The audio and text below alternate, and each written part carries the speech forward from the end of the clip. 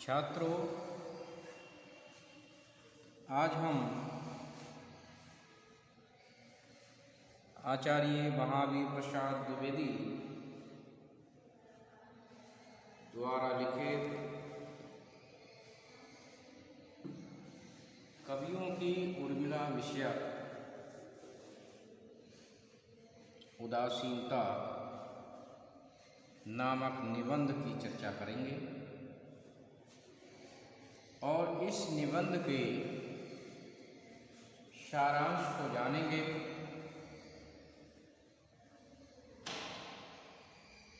आचार्य महावीर प्रसाद द्विवेदी जी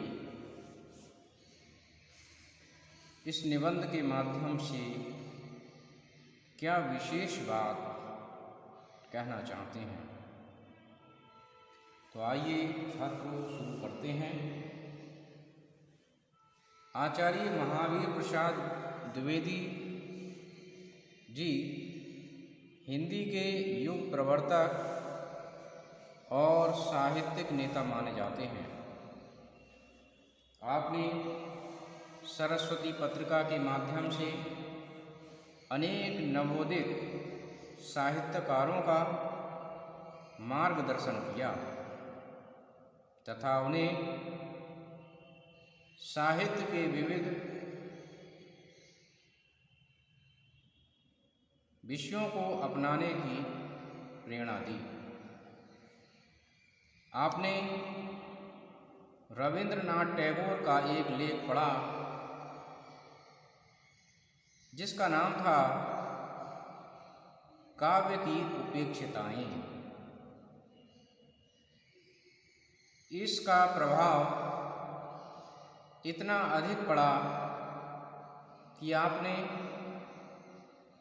काव्य में उपेक्षित उर्मिला पर ही निबंध लिख दिया और जिसका नाम रखा कवियों की उर्मिला विषयक उदासीनता। आपने इस निबंध के माध्यम से यह बताने का प्रयास किया है कि आदि कवि वाल्मीकि से लेकर गोस्वामी जी तुलसीदास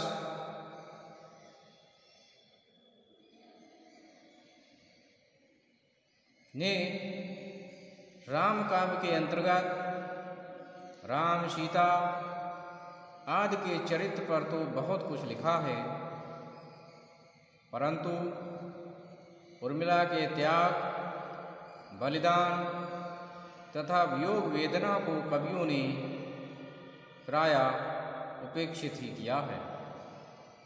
आपने इस निबंध में उर्मिला के चरित्र पर प्रकाश डालते हुए उसके महत्व को प्रतिपादित किया है और यह आशा व्यक्त की है कि कवियों को उर्मिला को भी केंद्रीय पात्र के रूप में प्रतिष्ठित करना चाहिए। इस निबंध के माध्यम से वे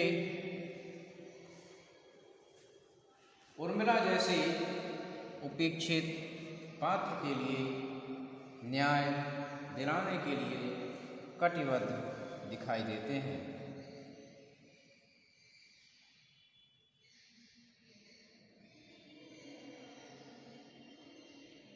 रामायण में राम विवाह के अवसर पर जनकपुर में सीता, मांडवी, श्रुतकीर्ति के साथ साथ उर्मिला के भी दर्शन होते हैं।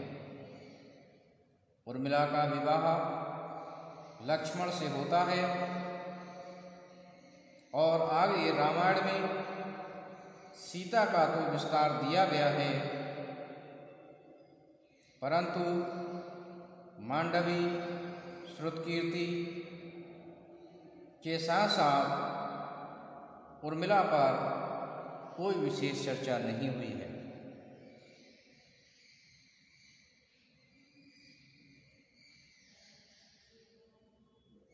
राम वनगमन के साथ सीता जी तो वनवास के लिए जाते ही हैं, साथ ही उर्मिला के स्वामी लक्ष्मण भी अपने भ्राता की सेवा के लिए जाते हैं और 14 वर्ष तक वे उधर सेवा करते हैं और इधर उर्मिला वियोग से व्याकुल रहती है।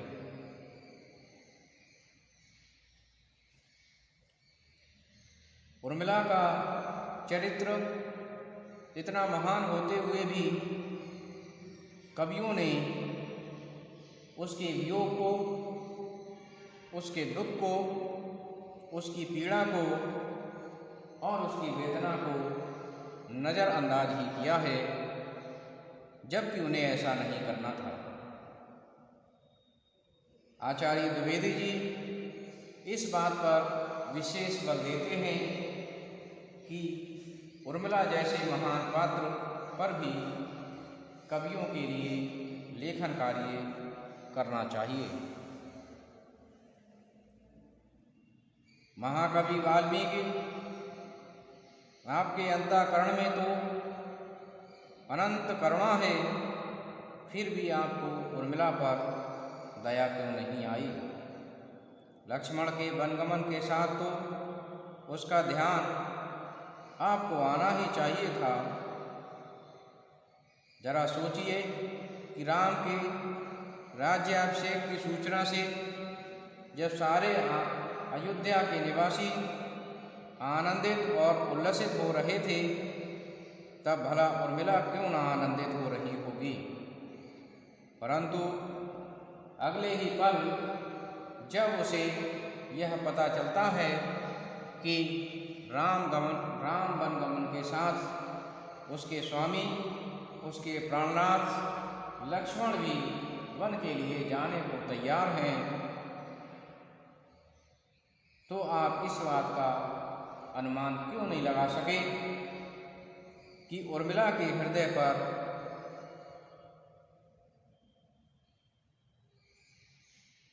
कितनी चोट पहुंची होगी? आचार्य महावीर प्रसाद द्विवेदी जी उसके त्याग और उसके वियोग को देखते हुए यह अपेक्षा रखते हैं कि उसके वियोग के लिए कवियों को स्थान अवश्य देना चाहिए।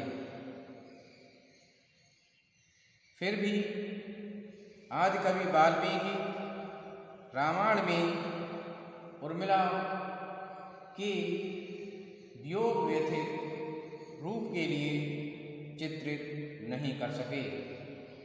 इस पर वे कहते हैं कि आपकी वाणी में इतनी दरिद्रता क्यों आ गई? उर्मिला ने अपनी बड़ी बहन सीता और अपने पति लक्ष्मण दोनों का वियोग कैसे सहा होगा, यह कभी आपने विचार नहीं किया। राम वनगमन के समय जब सारी अयोध्या शोक सागर में डूबी हुई थी, तब उर्मिला की क्या दशा रही होगी, कभी आपने इस विषय में नहीं सोचा। बेचारी उर्मिला की इतनी उपेक्षा शायद नहीं होनी चाहिए थी। सीता जी तो अपने स्वामी के साथ वन में रहीं, परंतु उर्मिला अपने पति से दूर वियोग व्यथित रही और उनकी स्मृति में अश्रु बहाती रही। भला आपको उसके निर्झर की भांति निकलते हुए आंसुओं को क्यों नहीं देख पाए? उर्मिला सीता की बहन थी, सीता की भांति उसने भी यही शिक्षा पाई थी कि पति के बिना स्त्री के लिए सारा संसार व्यर्थ होता है।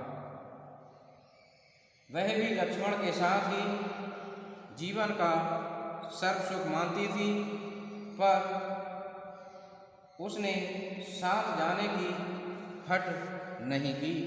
आखिर क्यों?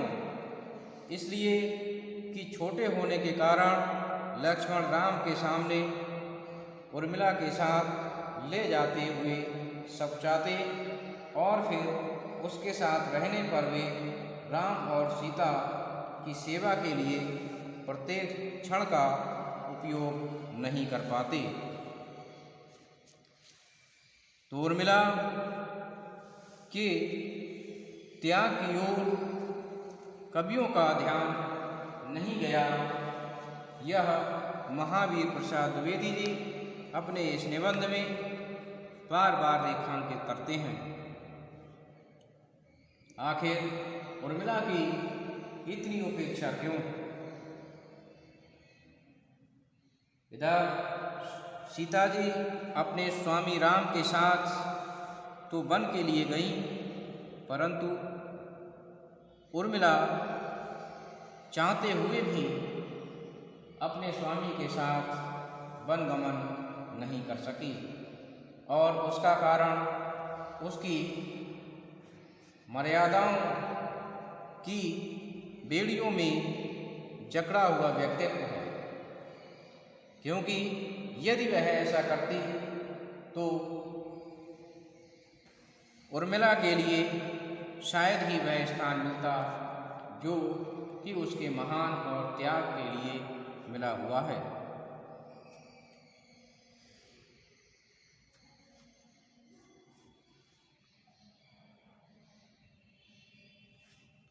आचार्य महावीर प्रसाद द्विवेदी जी आगे कहते हैं कि भवभूति ने अवश्य उर्मिला पर एक दो बार लिखा है।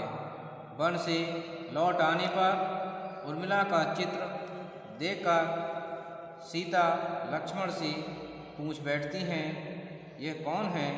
लक्ष्मण लज्जित हो उठते हैं। वे कोई उत्तर न देकर केवल अपना हाथ उर्मिला के चित्र पर रख देते हैं और वह चित्र ढक जाता है। कितने दुख की बात है कि हमारे महान कवि भी उर्मिला के महान चरित्र रूपी चित्र को इस प्रकार ढकते आए हैं, उनकी उपेक्षा करते आए हैं।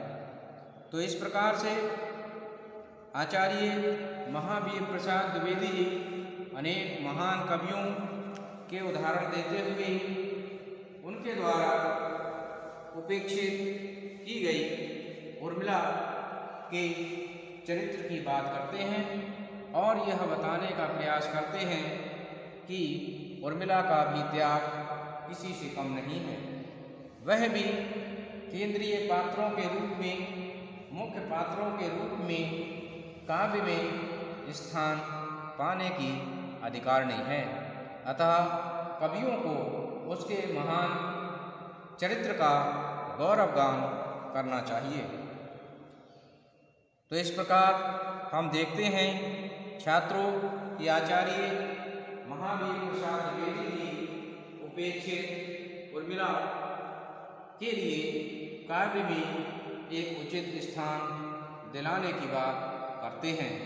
तो मैं समझता हूँ छात्रों कि आपने इस विषय को समझा होगा। धन्यवाद।